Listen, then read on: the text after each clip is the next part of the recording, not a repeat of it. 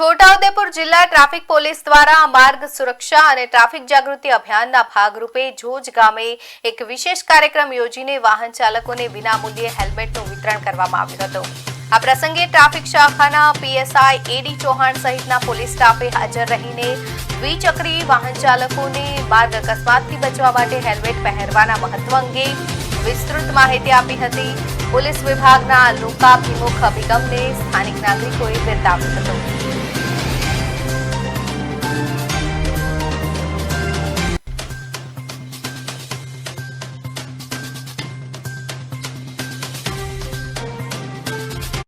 आज रोज Chhotaudepur traffic police તેમજ જજ પોલીસ સ્ટેશન દ્વારા વિનામૂલ્ય હેલ્મેટ વિતરણનું આયોજન કરવામાં આવેલ છે।